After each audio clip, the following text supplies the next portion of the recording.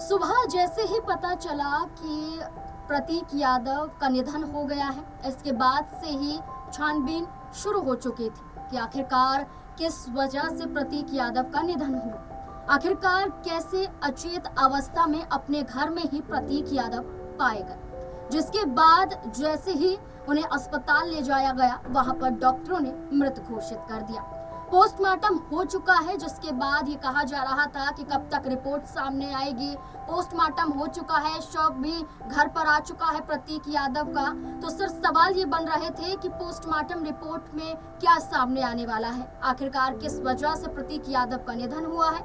तो ऐसे में आपको बता दें कि भारतीय जनता पार्टी की नेत्री और महिला आयोग की उपाध्यक्ष अपर्णा यादव के पति प्रतीक यादव की पोस्टमार्टम रिपोर्ट भी सार्वजनिक हो चुकी है। यानी कि रिपोर्ट में जो यहाँ पर दाखिल किया होगा, जो जांच की गई होगी, जो भी इसमें लिखा गया है, वो सार्वजनिक रूप से सामने आ गया।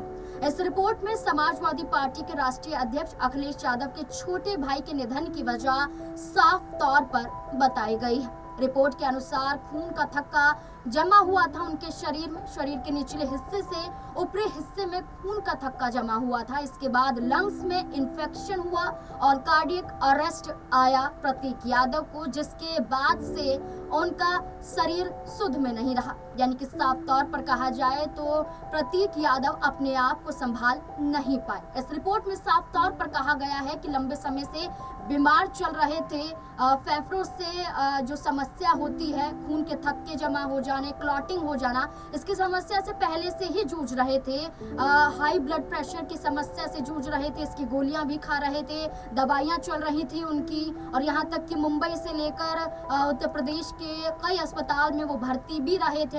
हाल फिलहाल में ये भी सामने आया था कि सिर्फ सुबह ही नहीं बल्कि ये भी कहा गया कि प्रतीक यादव को रात में भी अस्पताल ले जाया गया था, जहां पर डॉक्टरों ने जांच के बाद उन्हें घर भेज दिया था, लेकिन सुबह वो उठ ही नहीं पाए, उनका निधन हो गया। अब इस रिपोर्ट में सामने आया है कि लंग्स में इन्फेक्शन हो गया था, ब्लड क्लॉटिंग हो गई थी, जिस वजह से कार्डियक अरेस्ट आ गया था, यानी कि हार्ट अटैक आ गया था।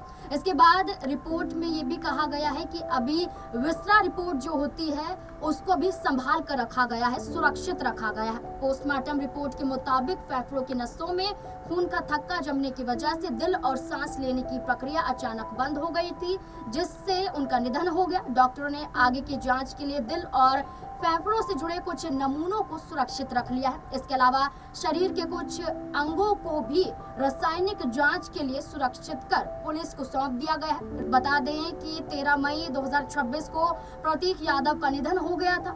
38 साल के प्रतीक यादव सपा संस्थापक रहे दिवंगत मुलायम सिंह यादव के छोटे बेटे थे। सुबह 5 बजे के करीब उन्हें उत्तर प्रदेश की राजधानी लखनऊ स्थित सिविल अस्पताल ले जाया गया, जहां जांच पड़ताल के बाद उन्हें मृत घोषित कर दिया गया था।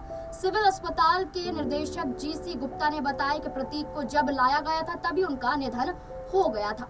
प्रतीक के निधन की सूचना के कुछ देर बाद ही Sapa chief Akhilesh Yadav King George medical university के मॉर्चुरी हाउस भी पहुंचे थे। पत्रकारों से बातचीत के दौरान अखिलेश यादव ने कहा था कि मैंने प्रतीक यादव से पहले भी बोला है कि वे अपनी सेहत का ख्याल रखें, लेकिन अब प्रतीक यादव हमारे बीच में नहीं है। इस बीच में रिपोर्ट से सामने आ गया है कि ना तो कोई जहरीले पदार्थ का सेवन किया गया था और ना ही वो डिप्रेशन के शिकार थे, बल्कि लंबे समय से अपनी बीमारियों से जूझ रहे थे और इसी वजह से उनका निधन हो गया।